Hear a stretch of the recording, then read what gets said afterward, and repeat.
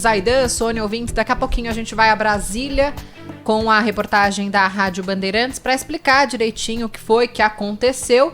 Dito é, notícia de momento, o ministro Fachin anulando todas as condenações referentes à Lava Jato do ex-presidente Lula. A gente estava até falando aqui agora no intervalo, né, Sônia, que há diversas pesquisas mostrando um possível cenário para 2022. Em todas a gente ouvia ex-presidente Lula, até então um cenário hipotético porque ele não está elegível. Com essa decisão, o presidente passa a ser um possível candidato já pensando em 2022. Bom, vamos a Brasília antes da gente começar a nossa conversa por aqui, porque a Natália Pazzi tem mais detalhes pra gente. Oi, Natália, boa tarde.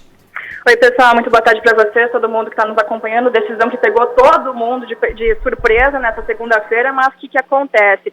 Ministro Edson Fachin, do Supremo Tribunal Federal, acabou de anular, então, todas as condenações do ex-presidente Lula pela Justiça Federal no Paraná relacionadas às investigações da Operação Lava Jato. Traduzindo tudo isso, com essa decisão, o presidente Lula recupera todos os direitos políticos e volta, assim, a ser elegível. O que ficou decidido, então, nessa decisão monocrática de Edson Fachin? Ele decidiu sobre um habeas corpus da defesa de Lula de novembro do ano passado, em que ele acabou declarando a incompetência da Justiça Federal do Paraná nos casos do triplex do Guarujá, do sítio de Atibaia e das doações ao Instituto Lula. Segundo o ministro Edson Fachin, a 13ª Vara Federal de Curitiba não era o juiz natural destes casos. Agora, então, o que acontece? Os processos serão analisados pela Justiça Federal aqui do Distrito Federal, a qual caberá, então, dizer se esses atos realizados nos 3 processos podem ou não ser validados e reaproveitados. Essa decisão acaba atingindo o recebimento de denúncias e ações penais, mas até o momento, então, com essa decisão de Edson Fachin, Lula, ex-presidente Lula, volta a ser elegível. Obrigada, Natália, pelas suas informações. A Natália Pazzi já volta durante toda a nossa programação com essa notícia de última hora e deixou aqui nosso chat, nossos ouvintes.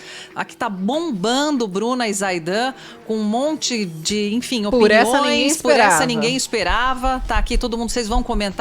Calma, já estamos comentando, ouvintes queridos. E eu pergunto a você, Cláudio Zaidan, e agora, fica por isso mesmo? Ele determina que os atos instrutórios possam ser considerados válidos pelo juízo competente. Ele está declarando em habeas corpus, vale notar. Ele está concordando com uma ação que foi apresentada em novembro do ano passado pela defesa do Lula. E o que ele diz é que não havia competência, inclusive, para o julgamento das ações penais, determinando a remessa dos respectivos autos à seção judiciária do Distrito Federal. Agora, há um julgamento previsto para o mês que vem, que refere-se à suspeição ou não de Sérgio Moro. E todo mundo sabe que está 2-2, e aí, aliás, o Fachin havia votado contra a suspeição, e falta o voto, já que todo mundo sabe como votará o Gilmar, como votará o Lewandowski. O Gilmar, inclusive, já adiantou seu voto em entrevistas, né, claramente, e fica tudo para o Cássio Marques. Agora isso se esvazia, né? Interessante que saíram 2 pesquisas, uma na sexta-feira, da Paraná Pesquisas, inclusive com um cenário em que o Lula está, ele agora com essa decisão do Fachin, ele está livre das amarras da condenação em segunda instância para efeito da ficha suja, portanto ele não é mais ficha suja, enquanto conseguir a defesa do Lula manter essa decisão do Fachin, e vai manter, porque claramente hoje a maioria no Supremo para esvaziar as decisões de Curitiba referentes ao triplex, Atibaia, que foi uma outra juíza, foi a Gabriela Hart, e também a compra de um terreno para o Instituto Lula e o de doações, é um processo à parte, para o mesmo instituto. Então tudo indica o Lula ficará livre das amarras aí da lei da ficha limpa, deixará de ser ficha suja, o que foi inclusive declarado em 2018 pelo Tribunal Superior Eleitoral, e poderá se candidatar. Há 2 pesquisas, uma que mostra o cenário vários cenários, com Haddad, com Lula, com Dória, com Moro, etc.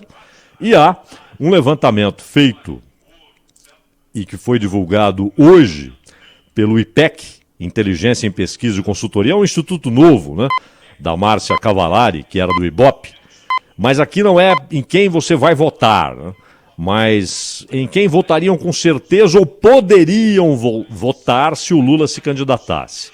E 44% disseram que não escolheriam Lula. 50% disseram que votariam ou poderiam votar no Lula. Bolsonaro aparece com 38% daqueles que poderiam votar ou votariam certamente nele, e 56% dizendo que não votariam nele de jeito nenhum, é questão da rejeição. Porém, na pesquisa Paraná, da Paraná Pesquisas, o Bolsonaro aparece à frente e o único que chega a 18%, o Bolsonaro com 30%, alguma coisa, é o próprio Lula. E este, já dizíamos aqui, é o cenário com o qual trabalham Lula e Bolsonaro. Lula e Bolsonaro. Eles querem exatamente esse embate num segundo turno, porque sabem que aqueles que votaram no Bolsonaro, mas romperam com ele, ou por causa do Moro, ou porque se desencantaram e tal, no embate com o Lula, podem dizer, tá, eu vou votar de novo aqui no Bolsonaro, apesar das decepções. E aqueles que votaram em Lula, que eram petistas e que romperam com o petismo, ou com o lulismo, como preferirem, mas no embate direto com o Bolsonaro, vão dizer, apesar de todas as decepções, apesar dos poréns, votarei no Lula. Esse é o cenário com o qual os dois trabalham. Tanto que o Ciro Gomes, numa entrevista hoje ao Kennedy Alencar, diz que não vai participar dessa história de candidatura de Lula. Ele disse que vê no Lula o principal líder do que ele chama, Ciro, de campo progressista, muitos chamam, mas essa entrevista está no UOL, né, foi concedida ao Kennedy Alencar. Mas que ele acha que o Lula não quer saber de uma união dos contrários a Bolsonaro, que até o Fernando Henrique se dispôs a ir à reunião e o Lula não, dizendo que não é Maria vai com as outras, e afirmou que o Lula só pensa nele. Então o quadro vai ficando bem claro, né? O Ciro é candidatíssimo, não vai apoiar Lula, só eventualmente no segundo turno. O Lula dizendo, sou candidato, o PT jamais colocará obstáculos, é óbvio que não, ele será o candidato se ele disser que é candidato. E o Bolsonaro, inclusive, conta com isso. De novo, com a ideia, que prevaleceu em parte em 2018, de um antipetismo que o favoreça. E o Lula de um antibolsonarismo que o favoreça. E há, claro, outros candidatos postos aí, embora não declarados, como Huck, como João Dória, Eduardo Leite, né, já há um movimento para que ele se torne candidato, dispute dentro do PSDB. Enfim, isso vai perdurar até o ano que vem. Mas a ideia de Lula e de Bolsonaro é que ambos se enfrentem e aí vai ser uma questão de qual tem a maior rejeição. A gente tem aqui, Zaidan, tô aqui com esses números dos cenários para que a gente possa discutir. Dessa pesquisa, a Paraná Pesquisas, colocando o ex-presidente Lula no lugar de Fernando Haddad, porque até então Haddad também é uma opção do PT para 2022, ainda assim, Bolsonaro lideraria, né? 32,2%. Lula, exato, 18% neste cenário.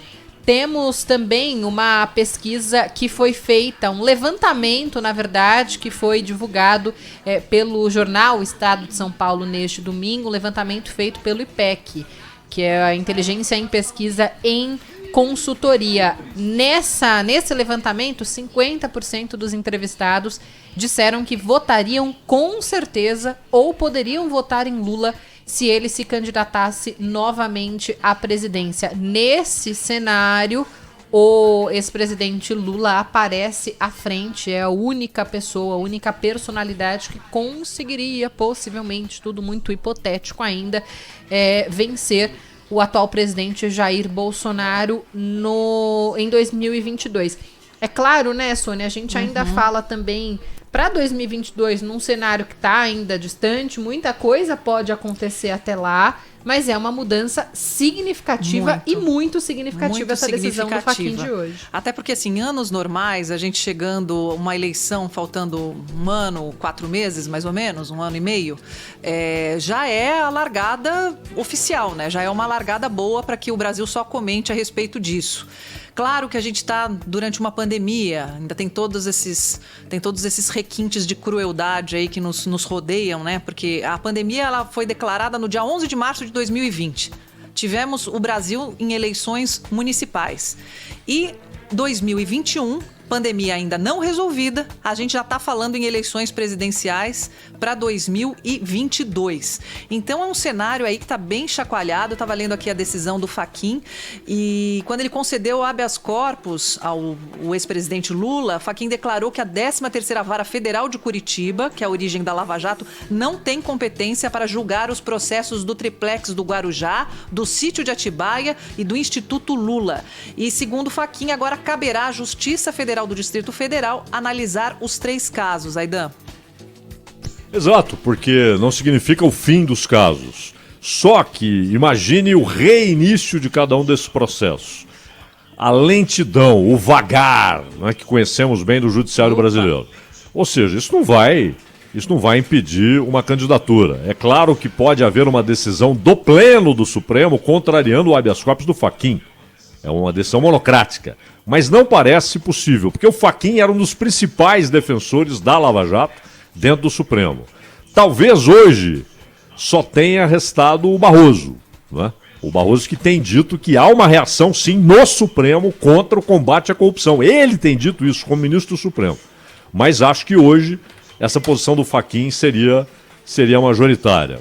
E aí aquele negócio, como muitos partem do princípio de que o Bolsonaro, chegando à eleição, que há movimentos para tirá-lo do cargo, começo do PDT hoje, que entrou com uma ação para que ele seja removido pela justiça. É bem lembrada essa notícia. Por insanidade e tal. Mas ele chegando à eleição, todo mundo dá de barato que ele vai para o segundo turno.